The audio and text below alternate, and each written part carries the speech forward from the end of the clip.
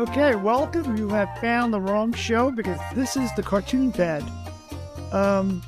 Michael, how you doing? I'm good, Bob. How are you? Yeah. Let me ask our producer, do we have time for fan mail? Yeah, go for it. I think we do because we don't have any. It was a quick break. Yeah. Marty and I went to the cartoon party that was held by the Caption Contest podcast over the weekend, and we had a really good time. I had a blast.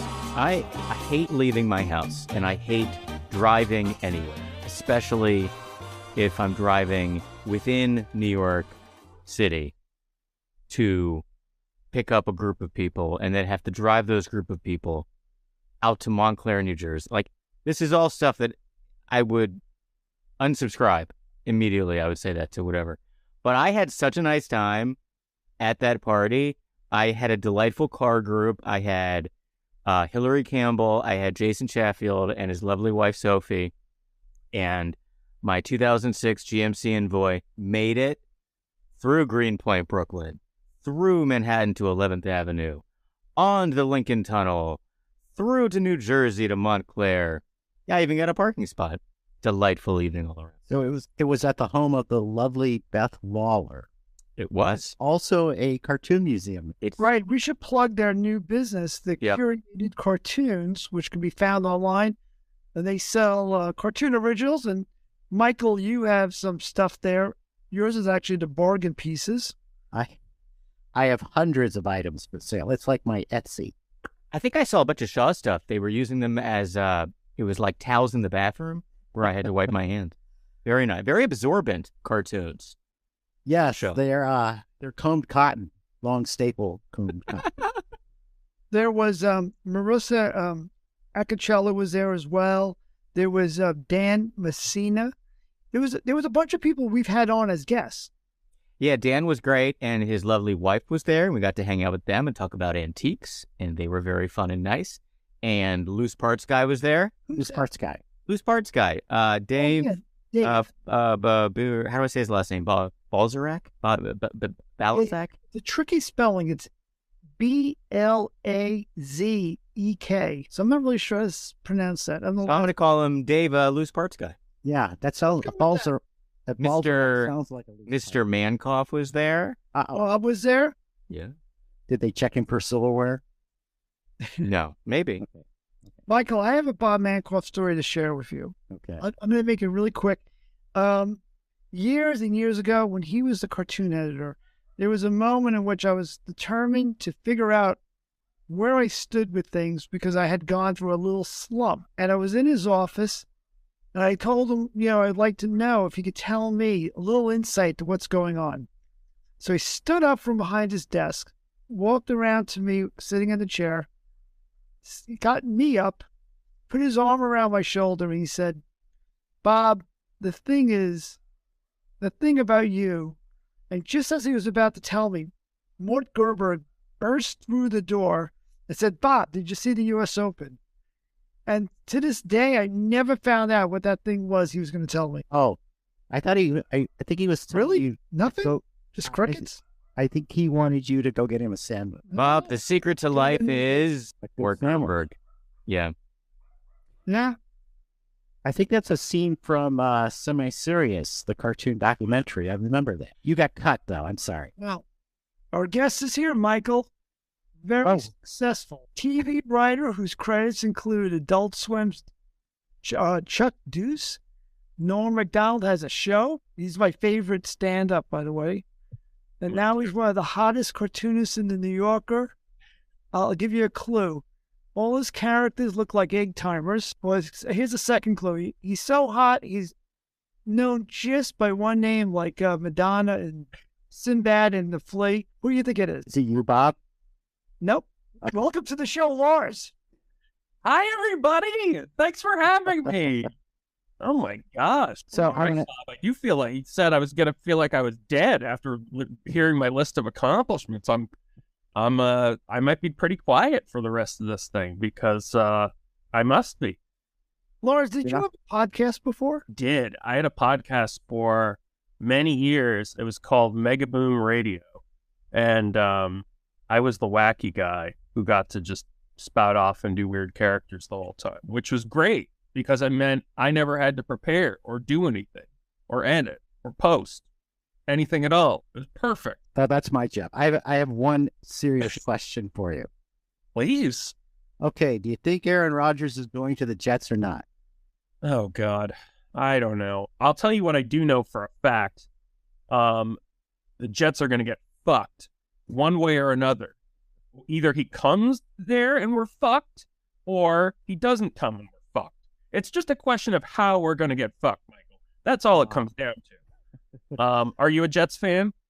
Oh, no. But Bob is a Giants fan. I'm a huge Giants fan, but I have a Jets story. I started as a Jet fan, and I very, very passionately and vividly remember the very first piece of artwork I did was after learning from these painting books that kids got, and they get the little starter set. I painted Joe Namath fading back for a pass, and I recall doing this oil painting. It was the best piece I've ever done, and so it's been downhill since. And I must have been around 5 or 6 years old. And then after Joe Namath left the Jets, I had no interest. But can you remember why and when you became a Jets fan? Yeah, I can tell you exactly. It was the day I was born. My dad bestowed me with his jar of Jets tears that he'd saved over the years, as every New Jersey father does. So my dad's from Jersey, and he infected me with his hallowed Jets tears to love the Jets. Really, it was an act of self-hate because it was the 80s was the worst time other than now to be a Jets fan. And I have most of my memories from childhood are my dad slamming the car door in anger and swearing as he went into the supermarket to buy more alcohol because you need a lot of it if you're a Jets fan. Most of my memories are we grew up in New England. I grew up a mile away from Foxborough Stadium. I could have easily been a Patriots fan. Fuck, half of the people I went to school with walked around with a Tom Brady jersey for most of my life. But so that it even made it more poisonous. Now maybe that's kind of why I became a Jets fan. I have a sneaking suspicion that being around New Englanders is bad enough, and then to be around all those horrible accents and have to see the flying Elvis every time I turn a corner. I'm surprised more people in the area are not Jets fans, but it's so hard. It's just a thankless tackle to take on. And, but that's why. So, why I continue to be a Jets fan, I don't know. I'm not as smart as you. The Giant fans are classier. You've dropped, I'm counting, 5 F-bombs since we started. Yeah, That's a Jet fan. That's a Jet fan. I'm really stressed. I literally was looking up Aaron Rodgers news before I came on here.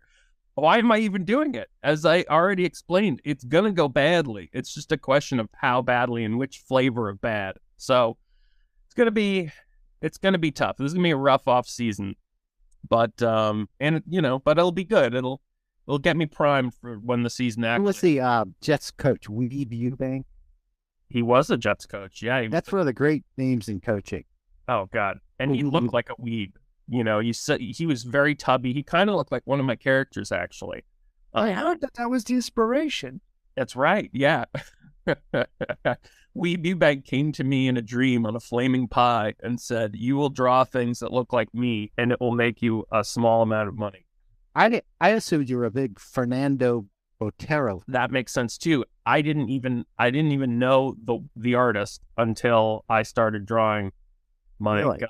Someone told me, I was like, "Oh, this looks like Botero," and I was like, "Oh my God, you're so right." Did your style come to you in a fever dream? And you know what?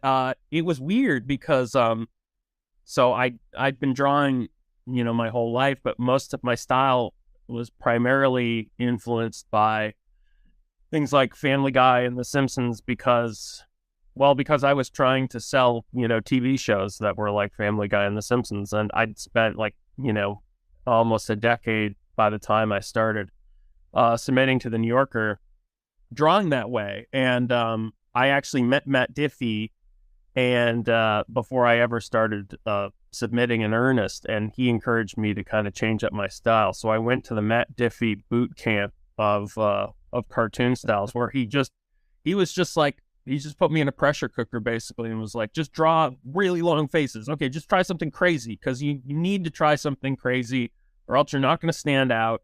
And you go on and just look. This was his take, and I ended up with these characters that were actually, they were kind of Steed-esque in retrospect. They kind of were squat like my characters now, but they had these long, angry noses and these expressions. It was very angry-looking characters. And anyway, I felt pretty good about it, and Matt liked them a lot. And that's what I first took into Bob when I went to meet Bob Mankoff, and he liked my jokes, and he said, I just hate the art. It's just terrible. And That's how I sold my stuff. he told me to get rid of the aviary proboscis, as he called it, because they had these long pointy noses. My.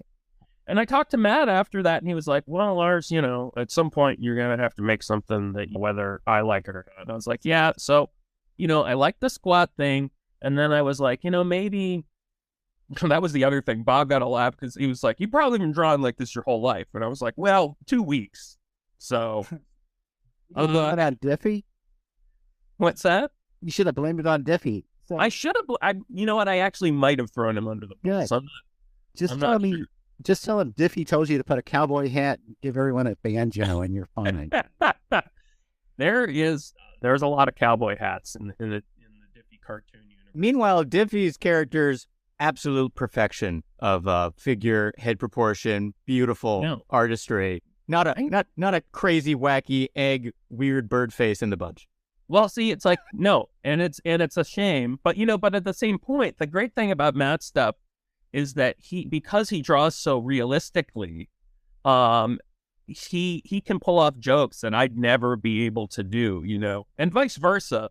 But anyway, to close out that thing about style. So I was like, look, I looked in the mirror, I weighed a little bit more than I do now, and that's the character. I was like, I have a winsome face in spite of the amount of F-bombs that I drop. I'm a generally friendly guy. I like drawing friendly characters.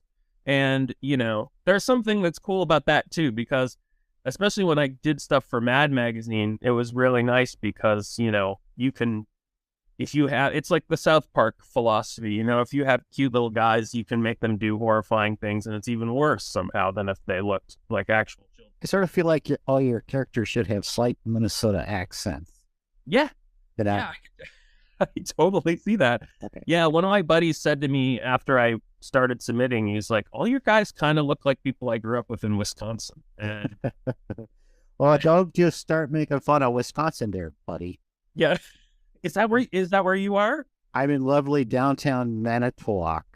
Oh, very nice. I know so many people from Wisconsin. It's odd because I've been there once for a wedding, but other than that, it's like, I don't know.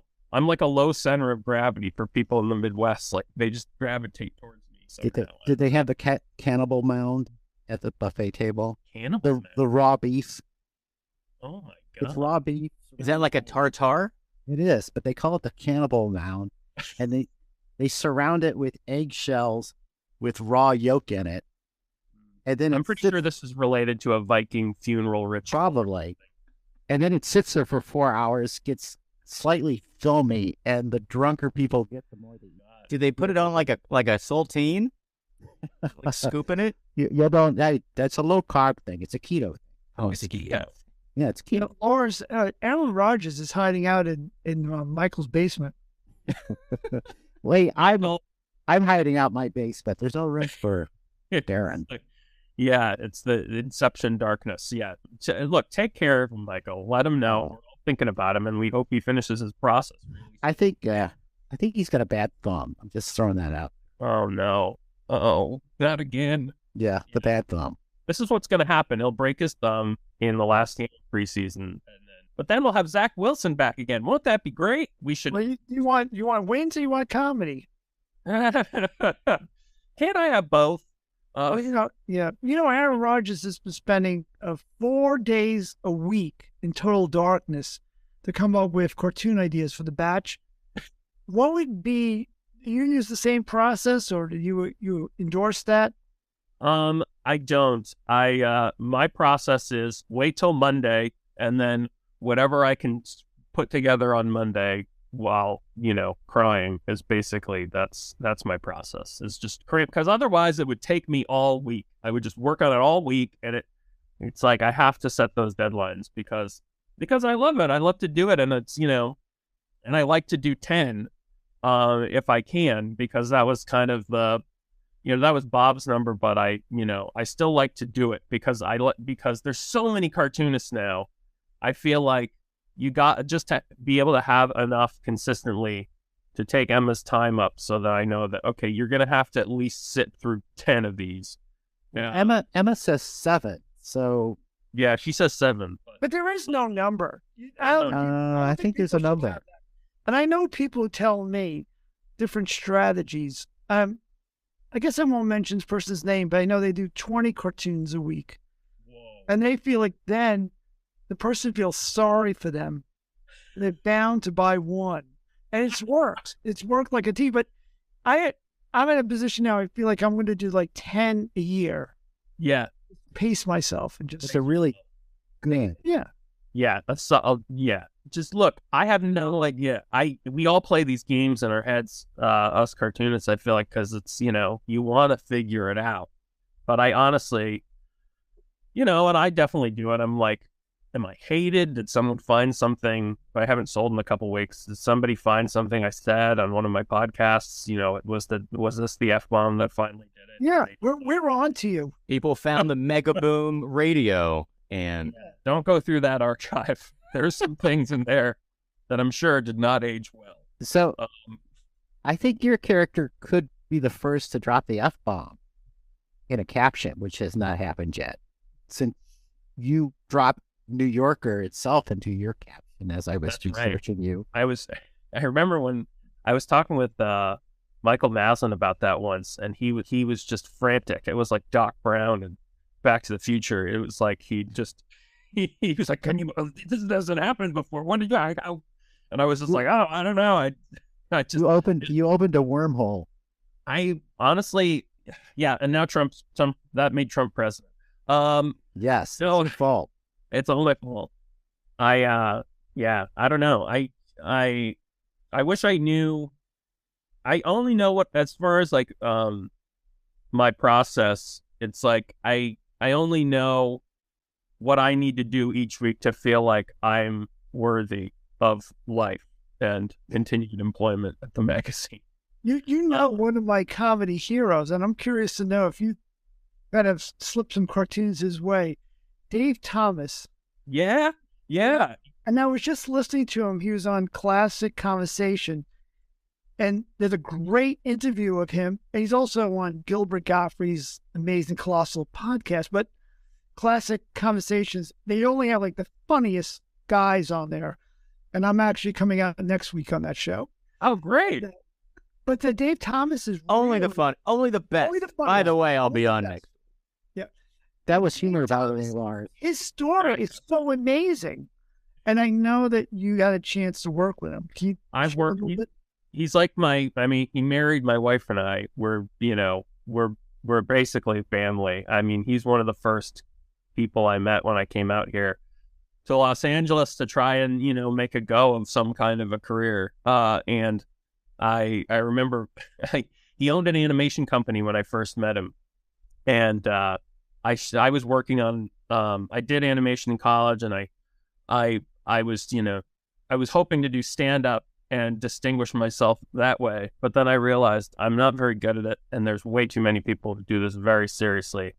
And I also just didn't like doing the same, 5 minutes all the time. So I went back to animation and writing and stuff like that. And I had this cartoon, this animation called Roll Society, spelled ROLL, about a people where sentient food and human beings coexist, and the sentient food is the new second-class citizen, and it's about this one dinner roll who spontaneously erupts and decides he's going to fight for the rights of edible Americans, and he so he goes to Harvard Law School, and now he fights for food rights. And so I did. That's I had the same idea. So, Lars, I do have a question for you. Oh, sure. If I send this to you, can you get it? Yeah, I can. I can totally get that autograph for you. Yeah. Yeah, I do. Oh, this has to Throw in. To the podcast audience, I'm holding up a very semi-serious tote bag. Oh, I love it. There's a tote bag. That's the tote bag cartoon. That's great. That's the executioner, and the guy is saying, "I brought my own bag." I could even put a head in there. Oh God, we could save this episode. I swear. Let's get it back, Lars. Can you? Do we need to explain who Dave Thomas is? I don't know if everyone knows. Yeah, he founded Wendy's. No. Yeah, that's right. Yeah. Square Burger Man. Yeah. No, he was he's the heart and soul of SCTV. If people remember. He was the Bob Hope of SCTV. That's right. Yeah. Everybody loves his Hope. He got to do it for the Oscars a couple years ago, where he introduced like Jude Law and somebody in the voice of Bob. It was like such an odd ask. I was writing something with him at the time, and I remember coming into the office, and he was just like, I gotta go, get out of here early. I gotta do Hope. He must do Hope constantly. It must, He honestly, no, he doesn't do it. No, I don't think he does. He does it, and he loves to do it, but I don't know. I think maybe he thinks I've heard it so much. I mean, we're very close, and we constantly work on stuff. He's just such a funny guy, and it's like, I mean, I've learned so much from him. He's like, yeah, I mean, and also loves New Yorker cartoons. And Dave's actually who I credit with kind of getting me in the door, because Dave introduced me, because I just started drawing cartoons in earnest in like 2015. And I was just kind of drawing them, and I was just kind of having fun with it. I've always loved cartoons. But, I've mostly just been, like I said, working on animation. And then one day I was like, I know Tom Gamble, Tom Gamble was a showrunner on the last season of Seinfeld, and he and his buddy Max Pross had run and created a bunch of different TV shows. And Tom Gamble had this comic strip called The Doozies, and it was in a couple papers. And I was like, can you get me to talk to Tom just to kind of want to pick his brain and see if there's anything I could do with this crap I'm drawing now. And so, yeah, he was like, then Tom is great, another hilarious guy. And oh, hey, how's it going, Lars? It's really nice to meet you. Oh, wow, you should target the New Yorker with these cartoons. I was like, well, I'd love to. I just have no idea how to do that. And so he introduced me to Diffie, and then Diffie introduced me to Bob. But it all started with Dave Thomas. And I think Tom's part of the Harvard pipeline. He is, yeah. He's a lab coach. He's a lab coach. I was going through my batch for last week, and I have to check which cartoons ideas have been done already. And there was a couple of ideas. Sure enough, go right back to you. Really? I did a cartoon with a mine pushing up a rock up the hill, but it was no rock. Yep. We have a similar sense of humor. I totally agree with that. The reason I say that is to make myself look good. No, you look fantastic already, so don't feel the need. I've always loved both your guys' stuff, but yeah, and that's nice. No, I do, and I'm a fan. I just want to say I'm a fan of your work. I was really enjoying going through your cartoons to prepare for tonight. I saw them, but going back to them again, I think it really says something. If the jokes still work and you've seen them before, and then you're laughing again. That's great. Well, that's comedy bang for your buck right there. That's what you want. You want to laugh, get you coming and going. It's the way, and I get residuals every time you laugh again. So it's great. Well, I didn't know about that. Yeah. No, there's a series of microphones I've planted across the country and world. And, I'm just identifying laughs at my cartoons.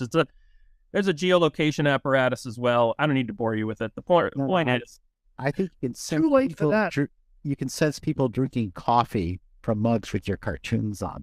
That is weird, isn't it? It's like such an odd, when you get the little sheet that says oh, someone bought a mug with this cartoon that I did of a mom who fell down, and I'm like, what? And I get like burial shrouds. It's just like, what? That's nice. Yes. Yeah, look, it's like That joke killed, obviously. I'll order you a burial shroud of your cartoon if you order a compostable body bag of one of mine. There you go. It's interesting also with the merchandise and the people having coffee mugs with cartoons on them. Like I remember there's like a couple of coffee mugs that my parents still have, and it's like my mom has had these same cartoon coffee mugs that she uses for tea for like 40, like as long as I can remember. She's had these couple of mugs that have just some artist did this cartoon, and it's been a part of our family's kitchen for my entire life. And each of you have a cartoon probably that's on a mug in someone's house that means so much to them, and they have no idea where that cartoon came from, maybe who you are. You don't know that, that image means so much to them in some weird way. And here we are. I don't like it. I don't like it. I want to find them and ask them for that mug back. I don't like them having that kind of. Every once in a while, you run into somebody who's just like, well, where's the home? I really like your stuff.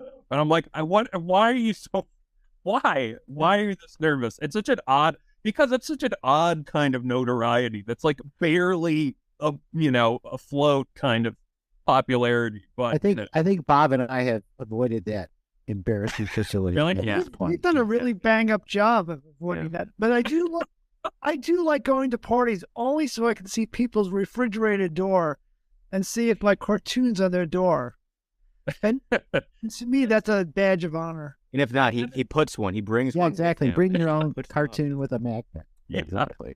It is weird encountering cartoons in the wild. I remember I did a Christmas cartoon that ended up on a series of like cards, holiday cards, and I was in a bookstore in Vermont, and I was just like, what, why? Every once in a while, you're going to turn a corner and you're going to see something like that, and it never happens with enough frequency that you get used to it. Yeah. So, what the hell are you doing here? Yeah, cartoon. Yeah, get out of here, buddy. Wait a minute, did I get paid for this? Is this in any way trickled down to me? I don't know. I have a set of cocktail napkin cartoon that's a perennial bestseller, but unfortunately, the royalties come to about $12 every 5 years. Yeah. So, good luck. Maybe, you know what? Not in this America, my friend. Can't. Yeah, that won't get you by. That's why I use my own cocktail napkins.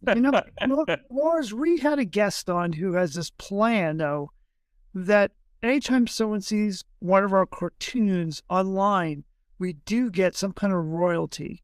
That there's some kind of meter that the eyeballs it collects really back to us. And he's been trying to work on this system, and they'll probably get it working by the time me and Michael are gone. But that Elon? This was Pat Burns. Oh Lord! Well, yeah. Pat's an industrious guy. Like he's like, I don't know him very well, but I'm like, he has a mind for a kind of for monetization and for he's the Arthur Godfrey of cartoonists. He puts it out. Rocket scientist. Yeah, so he's got this mind, and he's also Catholic, and I'm Catholic too. We always have this guilt, and he's trying to help everybody. He wants everyone to benefit from his harebrained ideas, and I love it. I'm the opposite. I'm the only one. A rising tide lifts my boat, as my saying goes. So, were you a computer programmer? I was actually. Did I do that in my research? I looked for your LinkedIn. I couldn't find it. I mean, you're not going to go anywhere with your career if you don't get your resume out. Ideally, I mean, my goal is to do as little as possible, and I'm like there's still the greeting cards out there, so I'm not doing that great. No, I mean, yeah, I did. I grew up with a computer in my house, which was great, and I love computers, and really, all the computer programming, all the studies I did was just for fun, really. I didn't excel in it or anything great. And honestly, when I first got my job at Dave Thomas's animation company, I tried to get a job there as an animator, and they wouldn't take me.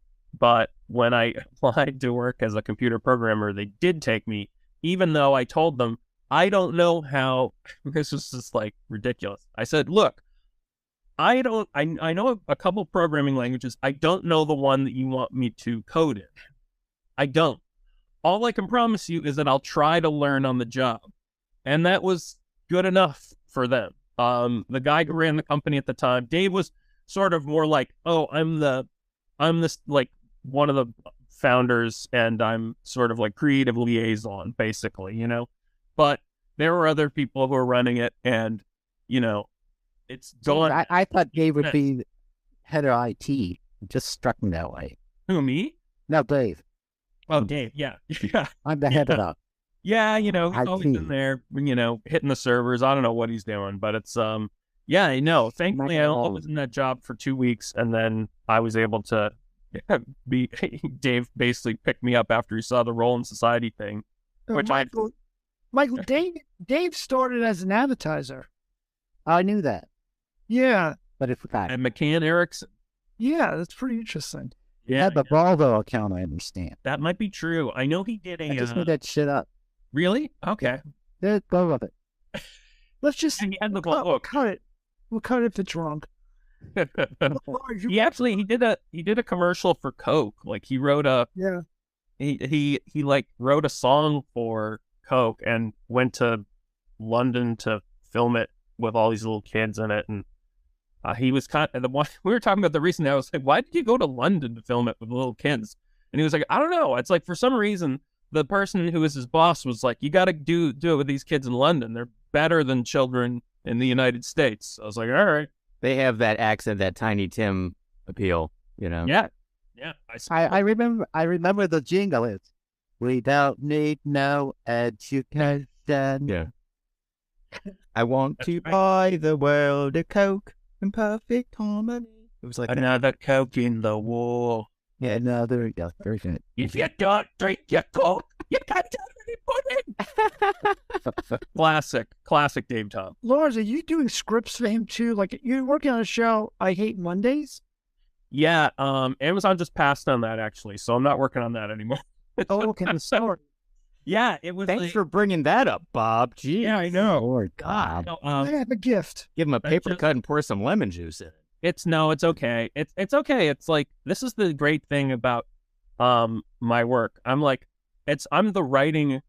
TV writer equivalent of the if a tree falls in the woods, does it make a sound question, because it's like I make these shows, I'll spend years developing shows, and then they just won't happen. And it's just by and large I've been doing that for like a decade. It's crazy. You can actually like make a living like this. It's stupid. I have a ghost career. It's insane. And the funny thing about this show is, so it's called I Hate Mondays. It's based on about a tech company that's built on a gateway to hell. And I sold it first to TBS 4 years ago. We did it for 2 years and then sold it over Zoom at the beginning of the pandemic. And I think that we might end up selling it to Netflix too. So it's just like, we'll see. So, yeah, But you'll that's shop kinda it how- around though, right? I mean, it's not dead. Yeah. It's gonna go to the next place. It might be dead. How does that work I'm with? not saying I'm ordering the Michael Shaw burial shroud yet, Yes, but it's not feeling well.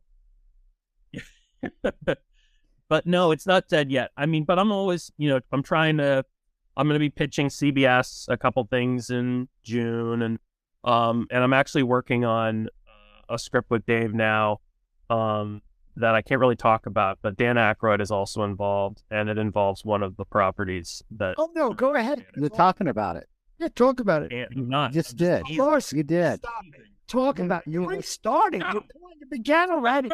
You Don't be debating. established nexus. Proceed.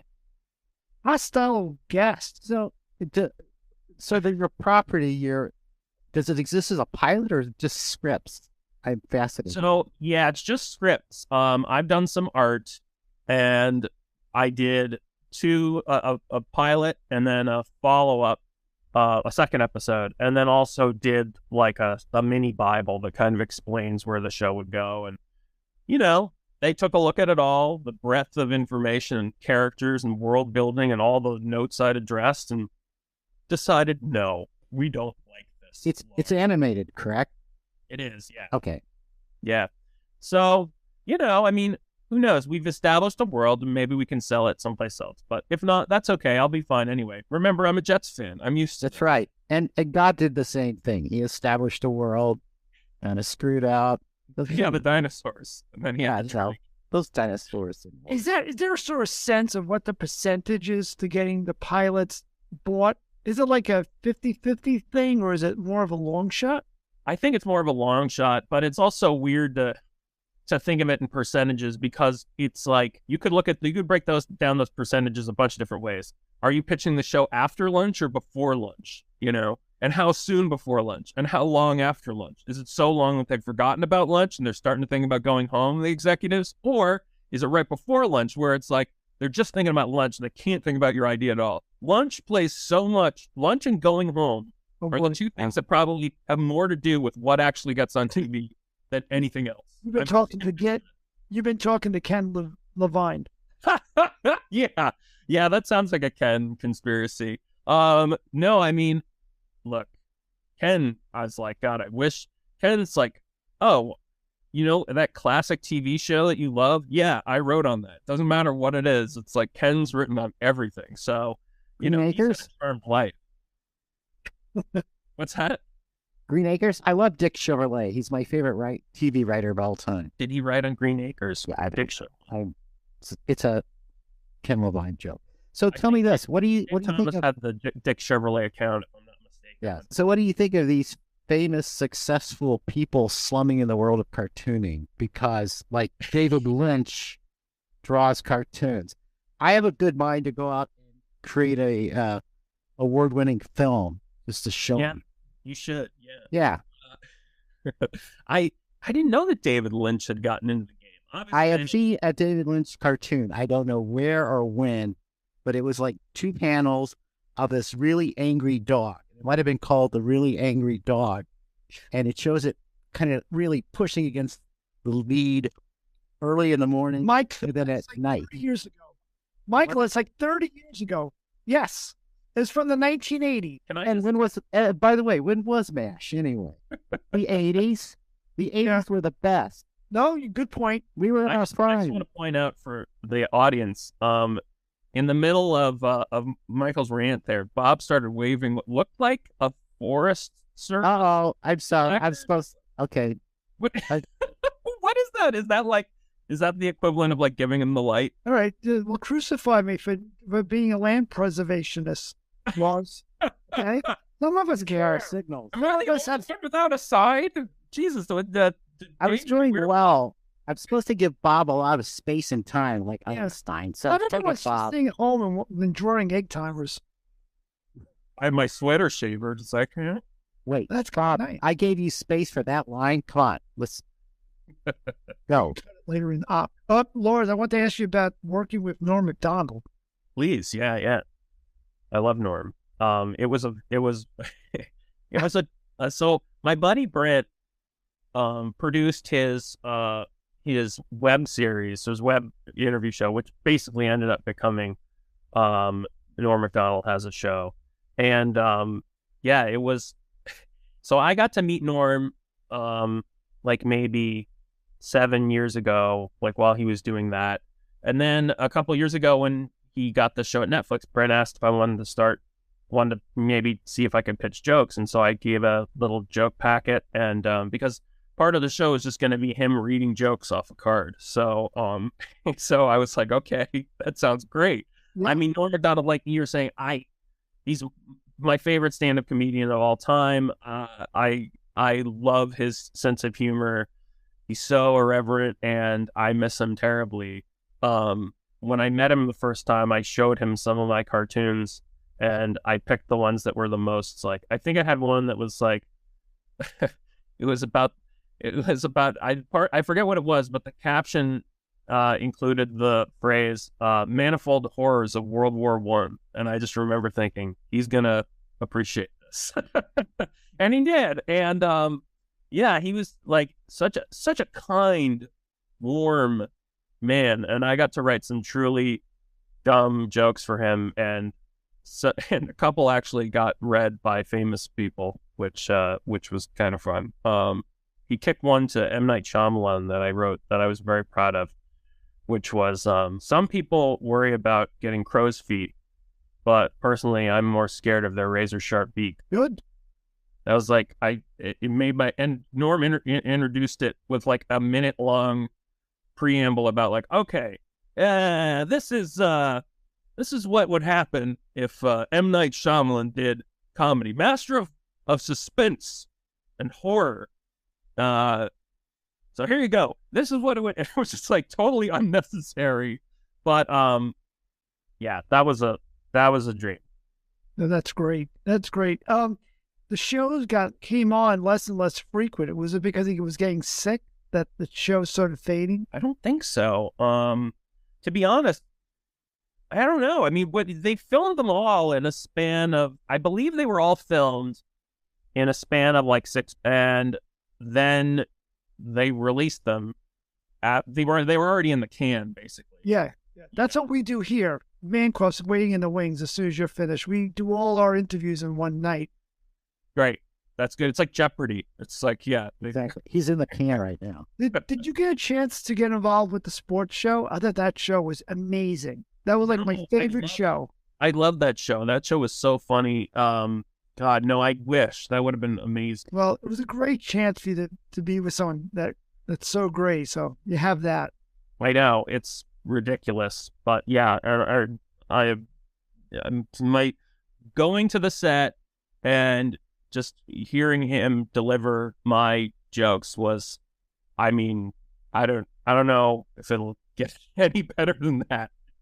That's sort of like, you know, nothing. It was a gig. It wasn't like I got rich doing the show or anything like that. But it was just in terms of just like, this is why I came out here to do this stuff, to work with people like that who are just the best, have given me so much joy. It's just like, one of our listeners I might cry. Question for you that's related to this. They want to know, who do you find funny on TV, films, or stand up? Who are the guys that make you laugh? You know, that's funny because I've been well, obviously Norm, but in terms of, I don't watch much comedy. I'll be honest. I honestly don't watch much of anything because I hate so much stuff.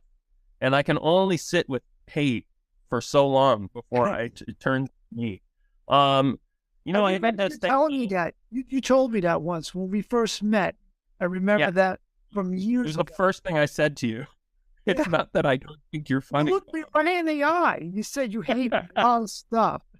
You know, I love the guys who do I Think You Should Leave on Netflix. And that's Zach Cannon, actually, or Cannon, and then Tim Robinson. That show kills me. I think that it's so funny. I also think that Kids in the Hall are just so fucking funny, and they remain funny and relevant. And then the other person who, you know, next to Norm is probably one of my favorite humorists is Jack Hand. I mean, talk about a guy just like stayed as relevant as possible. Like his stuff never gets old. Like it holds up so well. There's nothing that dates it. He's just 100% funny. And I loved his book, The Stench of Honolulu. And if I'm not mistaken, you got to do like the art on like a lot of the deep thoughts. Isn't that right? Yeah, we've talked about doing something together next. And oh my God, that would be amazing.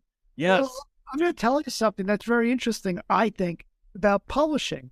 And that is, we spoke to my agent about negotiations. Yeah, when you do a collaboration, you have to arrange the numbers and stuff like that. You're supposed to sign contracts. Although me and Michael did the honor system when we worked together. But look where it got us. But I'm supposed to make an agreement. So I spoke to my agent and I said, there's these two really big names, but it's my dream to work with Jack because we've worked before, but not officially. And now Jack is ready to do something. And She goes, well, look, the problem is, you can't have two guys in the same demographics. She goes, I can't sell it. She goes, there's no way, you guys being the age that you're at, then I'm going to get you guys a deal. She goes, it just doesn't have, and this was the problem that me and Michael had actually when I went to some of the publishers I worked with in the past. They said, well, could you work with someone maybe young and diverse and then try to Sexy would help. Yeah. Not an old man. No, but totally. They wanted to know. First question was when I sat down with two big publishers, they said, how many followers do you have? And then they wanted to know if my voice would include some of the diversity issues that's going on. Would it address some of the woke issues? Yeah. And of course, and third, they asked, are you black? I wasn't sure. Or said yes. They did call him a big cis. You're Yeah. cis. Yeah. He is a big shit. Right. He is a big cis. Lars, I have a friend who did the Queen's Gambit for Netflix. I so- love that show. He was in a room with HBO. He could not get anywhere. He said everyone in the room was half his age, and they would not listen to his pitch. And he went home with nothing. Wow. Yeah, I mean, What do you mean? almost This pitch, like what did they do? they wanted a certain voice. They wanted a certain thing that he wasn't giving them, and they were just saying, what we need now is the diversity. We want to hear from different things. Right now, you just don't fit you're not checking the boxes. Someone as successful as that was asked to take a break. That was a tough sell, though. That guy was pitching a chess drama show for, I think it was like 10 or 11 years. And then finally sold it. And it was amazing. The show was amazing when it finally got made. But I think people didn't have the vision to be like, oh, yeah, I'm really hot to do a chess show. Can't wait for that chess. And what's your sequel? Backgammon? I mean, where are you going to go with it? Yeah. It was a lot about, women's liberation. And I think Anna Taylor-Joy, right? Her name's Anna Taylor-Joy. That's right. Yeah. She's just over the top, phenomenal, beautiful, amazing actress, amazing character. And that show could have been about anything, and it would have been a great show. And the time period. Well, yeah. The evidence is right there because it's about chess already. About chess, right? Into it. So, Lars, not to bring the show down any farther than Bob already have. Could you talk to us about your nib issues? Because we have a lot of nib talk. Nib talk. All right, yeah, let's talk nibs. What do you want to know? What are you left-handed? What do you got? I'm right-handed. Oh, really? No. Bob draws on the computer, and I'm still roller pen and stolen copy paper from work. So that's how I roll. It's funny. I did the animation I did in college was hand drawn, but by and large, everything I did growing up was digitally. I loved drawing on the computer, even when it was, just Microsoft Paint. For some reason, I always loved to play around with it because it was just, for so long, it was so primitive and there was something kind of quaint to it, which I liked. And also, I didn't really have any drawing skills. I never studied the craft. I just kind of grabbed the nearest marker and just started making my mark. I was actually, Roz, she was the one who actually got me kind of excited about drawing analog again, because we were going to trade cards. I was like, well, most of the stuff I have is Walt prints, and she was just like, it's like I asked her for money.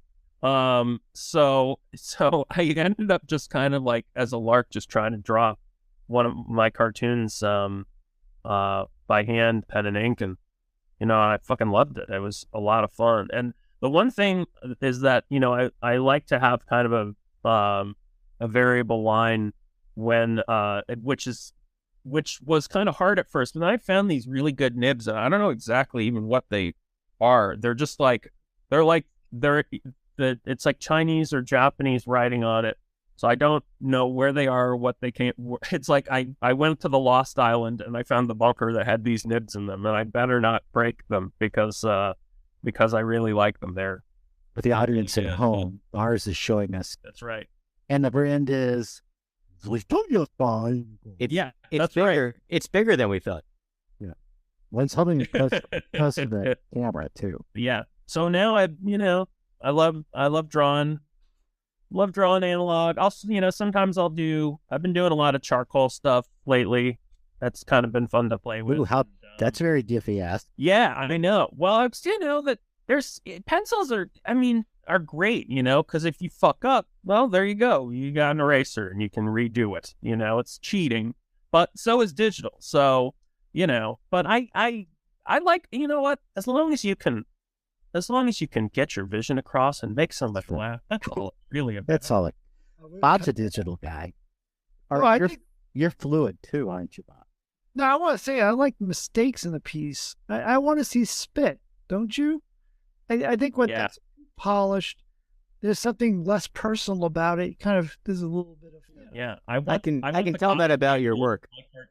To get my DNA so that they can charge me for murders that I've committed. Trouble is, if you like a nib, then you're like a nice paper and you got Bristol board. You're running through like just piles of Bristol, just piling it up, and you're like, oh, the trees are screaming. That is something I worry about too, because I live in a little place, 1 bedroom in Santa Monica, California, and so far all my finishes are cradled in a nice little box, but I worry, the more I draw like this, the more space I'm just going to be like, it'll be like a hoarder house in here before long, and then they'll have to just dig my body out. Yes, just send them to Beth Lawler. Bob's got the address. Oh, did she? Yep. The original cartoon. She just take them? Oh, yeah. You'll start finding places to store like a flat file. You'll start shoving it under the couch, behind the couch. Yeah. Underneath beds, underneath the other thing that's underneath the beds. So yeah. In fact, make it just a whole bed. Whole bed. Fill the bed. The mattress can be filled with sketches and drawings. They like moisture. I would leave them by the windowsills. Try to let. Really? Yeah. Especially when it's like a stormy day. I like to add a little bit of atmosphere. That's how you get spit on your cartoons. You have accidents, happy accidents. Yeah. And cockroaches have great senses of humor. So as they're eating your work. Well, given the rainfall and the preponderance of cockroaches here in the city by the sea, I think we're doing I'll be doing all right. I mean, we have quick weather alert. We have 2 inches less rain this year than Portland, only 2, and that's insanity because it is normally dry as a bone. I could try and spit on my cartoons in the past, and it would have just evaporated before it hit the page, but not anymore. But that'll help with maybe less fire. That's true. You're right. Everything is all wet, so there's an upside. And think how lovely anyone's lawn will be next spring. Yeah, you guys should really save some of this water because it seems like you don't get enough. So maybe we'll be fine. Just let it go to the ocean. No, Lars, don't be like that. Lars, don't be like that. Get some jars and stuff. Get some jars. Yeah, I'm serious. No, all the jars I used to store my urine. All right. Listen. Urine, by the way, is a great nib cleaner. So yeah, and whatever you're doing, whatever you're doing works. Your cartoons, that's your thing. And who am I, the judge? Lars, what's your game? Do what you want to do. Just want to ask you, what are you doing next? What can you share? What's coming up for you? Oh, let's see. Well, I'm actually working on illustrating a children's book.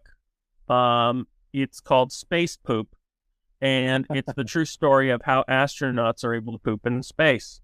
So that'll be coming out next year, with Macmillan. So that's fantastic. Yeah. So this is my first children's book. I'm just doing the illustrations, not my idea. Obviously, it's a non-fiction children's book, so they have some fine people.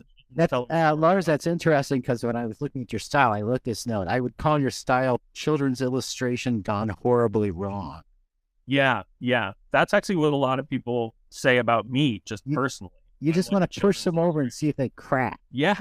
Well, here's what they do. They do crack, and they bleed purple. So just, I'm answering all the questions here today. No, honestly, that's pretty much it for me. I mean, I'm that's just, big. and yeah, it's a big deal, and I'm looking forward to that. And then day to day, just trying to sell shows. Just getting out the door and you might be the next Everyone Poops book.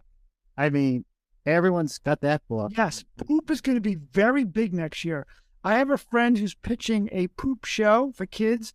They're detectives, and they're using the poop to find out the mystery. And I know a musician up in Canada who's doing just poop-themed albums. He's like a scat singer. Genre in rock. No, he's a scat Poop is singer. big. Poop is big. And you did Chuck a Deuce. So when you got to chuck a deuce, you got to chuck a deuce. That's right. Yeah. Wow. It's really my career is coming full circle. Full circle. A sinker circle. Is the illustration style for the poop book similar to the cartoon style for the New Yorker that you have, or is it totally different? Same style, So- same stuff. So it's your fun. characters, your guys, the no neck Wisconsins right? up in Exactly. space. And yet, you'll see. It's always weird when I try to draw people who actually exist in my style. It's so terrible, but I keep getting to do it. With the political cartoons, obviously, there's some people like doing like Paul Ryan. I remember once I just felt awful after I did it. I was like, no one should be exposed to this. But then the only thing that made me feel worse than that was doing Buzz Aldrin and all the members of the Apollo 11 mission in my style. It's terrible. It shouldn't. I'm just. You know what's nice though? Paul Ryan was a maniacal fitness addict, so you drawing him as like ball of goo. Yeah, that's good. Kind of like a McNugget. Like a smooth McNugget. Mm-hmm. Yeah, and then with the ears and his chin and things, it looked horrifying. If you go through the New Yorker archives, you'll see out there, audience. I encourage you to do it. Maybe take an edible and then scroll through my Paul Ryan. They're never speaking, by the way. In my cartoons, he's completely mute. He's always in the background, just kind of looking. It's very off-putting. So, but your Trump was pleasantly slim. Kind of a flat. I guess you're right, by like standard. But see, the thing of it was, now a lot of people kind of, I remember a few people saying, you make Trump like look too cute, and you're making him too appealing. But I'm like, well, if there's fucking Ann Tallis, doing her thing and making him look like a complete, bag of shit. It's like, how much of what do I do? How do I outbag of shit? That kind of a drawing. There's so many great caricaturists who are doing this, and I'm like, there's no point. I just need to sell the joke. There's like 45 million people that voted for him, so they'll love you. They won't read the joke. They'll just look at Trump and think, oh, he's cute. Michael always has every episode a gem of wisdom, and I always write it down. And there's always a moment when you say to yourself, "I am glad I came on this show." Yeah, it reminds me that every cartoon, every political cartoon I've done is a slap in the face to half of the country. And you know what? It is amazing that half the people love that guy. No, I'm sorry. What's that? I said half the people love that guy. So there was something going on there. I mean, it was. I don't want to, figure that out. No, he said a lot of things to a lot of people and told all the lies. And he goes, and there were not people who believed him. A bunch of those deplorable people will buy that slim Trump on a mug. Yep. Exactly. And they'll have it forever. Yeah. I tell you, it's been a while since we got back to me here. Where I live, it's old Trump. I live in Pennsylvania, and I'm the only guy who's not a huge Trump guy. So I see the numbers. It's really can be discouraging. And then you go to the coast, and it's different. Yeah, no, I'm in a total bubble. I'm in the biggest, strongest bubble there is. It's like Israel's Iron Dome, but for liberals. And yeah, I know that you're very political too. I know you're very well read. It happens. Well, thank you. You're not talking to me. No. I know very little. All I know is that we should be kind to each other and make room for as many people as possible. To treat people like utter garbage, except for Republicans. Those are the ones. Well, thank you. You saved yourself there, reading off a needle point for a minute. Thank you. I take that as a compliment. I want that on a coffee mug, by the way. Lars, it is fun to have you here. I want to take you home, but it is late. I want to let you go. You have like egg timers to draw. You have things to do with scripts, and it is really great to hear your success. We're really excited to hear all this stuff. It's really great. Guys, it's been so much fun being on here. I've had a lot of fun. It's been a while since I've been on a podcast, so this is really, I did it for so many years, week in and week out, and you guys have a great show. I love all you guys' stuff, so thank you so much for having me. You're welcome. We only do 2 a year too, so try to make that We only allow 2 a year. I don't know how listenership is going to go, guys. You maybe want to step it up or not. Okay. Yeah, okay, Michael. Let's make some phone calls. Come on, Bob, step it up. It sounds like a lot of work. And Lars, why don't you come back when you have something to promote when you come out with the book? Come on back, and we'll talk. I'll come back in a half a year, which will be the time for the next show time. Who's the publisher? It's Macmillan, and I think it's the Henry Holt is the subsidiary label shingle thing. Okay, good. Top shelf for the poop. Yeah, I mean you have to look. There's poo freezes in space, guys, and I'm one little tease. You're gonna get to see poop in little crystalline shapes floating around a space capsule. Are there any recipes? If you like that and urine in jars, hey, Lars is your guy. Are there any recipes? Oh yeah. So you take the shit that's been in the ice and then you drop it in the urine and it foams up kind of like a Mento in a Diet Coke. But after that, it's purified and it's water. But it's the scotch that makes it. Yeah, exactly. Lars, where can people see your work? Where you want to send them? Do you have a Substack or a website? I don't have anything. I should be like you. You have such a great newsletter. And it's like, I feel like I need to start doing something like this. So just go follow me on Instagram at Lars Kenseth. It couldn't be easier. All right, well, great. I mean, let me just say, if you want to do a newsletter, I'd be happy to help you set it up because when you go to Substack, I know a lot of people are excited they're starting it, but it's a little bit technical. Like, they talk in lingo, but it's actually not as complicated as they make it sound. And now that I kind of made my mistakes, I'd be happy to help any cartoonists out there or yourself and get you started because it actually can be done really quick, and I think everyone should give it a try. Okay, cool. Yeah, I might pick your brain on that. It's like the only thing I'm worried about is just having the content, it seems like you got to be pretty regular and get your stuff, but, regular and poop go together. So. Yeah, I was thinking about that. Just go. I would subscribe to a Lars Yeah, I would say. newsletter just for those kind of gems. Yeah, you're great. I only have room for a couple of newsletters. So I'm going to have to unsubscribe to the Bob, and I got to subscribe to the Lars. Look at Bob. I'm a word shirt. Of course, I think people would love to hear your script writing disciplines and all the different things like that. The business too. Thanks. Okay. Maybe normally my confidence is so low. I would just think, oh God, why would anyone want to hear any more from me? But after your words today, who's reading off a needlepoint now? I love. Yes, you're responsible for Lars' career now, Bob. Thank you. I'm taping this. I'm going to play it over. You're like a human successory. Are we recording? Marty, is this being recorded? No, we're not. Oh. All right, well, Lars, we're going to let you go. You've been great. We'll see you Thanks, later. guys. Touch. Thanks, Lars. Yeah, thank you, Tom. Great to see you guys. Thanks, Bob. Okay. Back. And everyone else, night. Thanks for listening. And until next time at the Cartoon Pad.